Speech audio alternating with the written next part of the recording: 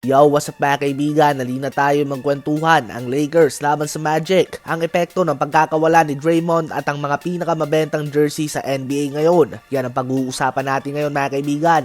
So Lakers laban sa Orlando Magic na may record na 8 wins and 38 losses patungo sa game na ito. Yan nga ang worst record sa buong NBA. Ganun pa man ay hirap nga ang Lakers laban sa team na ito. Butas ang kanilang depensa, madami ang turnovers at trending din ang tira na ito ni Westbrook. Napapadalas na nga ang ganitong mintis ni Russ mga kaibigan. End of first half, 62-54, hawak ng Orlando Magic ang 8-point lead. Si LeBron James ay may 18 points na nga ngunit hindi pa yan sapat. Sa second half naman ay maganda din na naging simula ng Lakers at nakabawi na nga sila. Uminit din si Carmelo Anthony off the bench at gumawa siya ng magkakasunod na 3 points upang makuha ng Lakers ang kalamangan at the end of third quarter. Sa fourth quarter naman ay patuloy nga magandang performance ng Lakers at tuluyan na nilang nakuha ang panalo. Si LeBron James ay gumawa ng 29.7 rebounds and 5 assists. 23 points din si Carmelo Anthony off the bench at 18 points, 11 rebounds, 7 assists naman si Russell Westbrook. Ang panalo na ito ay magandang balita nga para kay Coach Frank Vogel dahil kung natalo nga ang Lakers laban sa Orlando Magic na may worst record sa buong NBA, malamang ay ito na nga ang kanyang last game bilang head coach ng Lakers.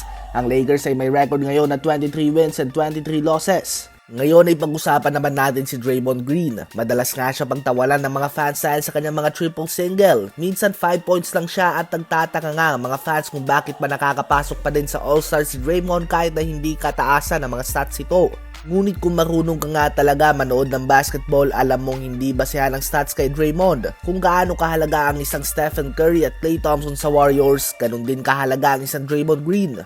Siya nga yung tipo ng player na kahit gumawa lang ng 5 points ay pwedeng maging dahilan ng isang panalo dahil madaming bagay siyang ginagawa na hindi lumalabas sa stats tulad ng mga deflections, pag-call out ng mga plays ng kalaban, communication sa opensa at depensa, pag-setup ng mga screens, ang kanyang leadership at energy at madami pang iba.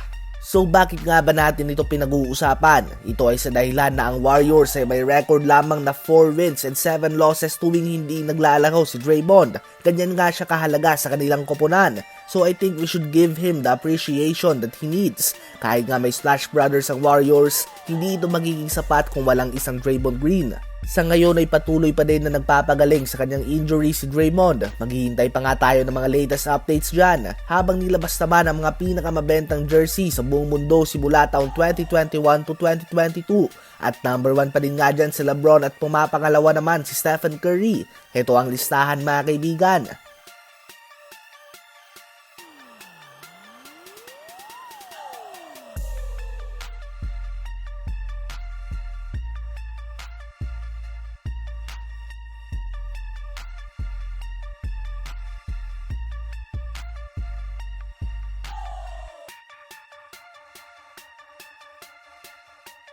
Ano ba ang masasabi nyo tungkol dito? I-comment yan sa baba at aking babasahin yan. Huwag kakalimutan na mag-like, mag-subscribe at i-hit ang notification bell for more updates at kwentuhan. Salamat po.